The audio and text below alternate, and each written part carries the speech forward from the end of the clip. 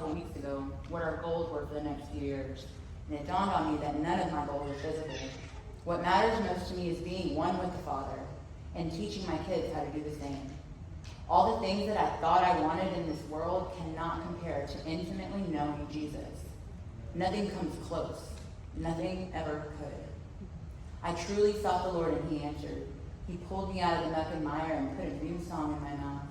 He set my feet upon a rock, and now I get to testify of his goodness. Every day I am blown away by his faithfulness. When I truly began to seek him, I found him. And when I truly submitted myself to him and resisted the devil fled from me, and he's still fleeing, all because I'm surrendered to him. So every day I walk like I'm trampling the enemy, because I am, and so can you.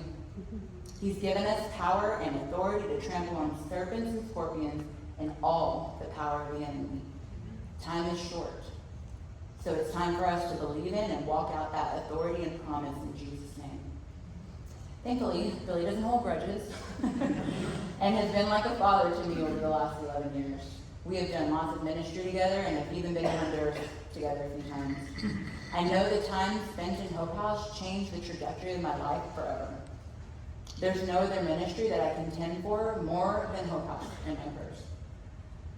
I may not know all the ladies' names, may not know all the ladies by name, but I pray for them often. I know exactly where they've been. It's easy for me to relate. The word testimony in Hebrew is edud, which means do it again with the same power and authority. So that's my prayer today. Do it again, Lord, with the same power and authority that you've done for me. Some of you may have close family members or friends that may be stuck in this cycle of addiction. If they're still alive, it's not too late. Never stop planting the seeds. Trust that the Lord will water them. The girl that invited me to Bible study all those years ago never got to see me again. She never got to see how that seed she planted grew into something so beautiful that's going to change many lives for generations to come. And I pray that I planted some seeds here today as well.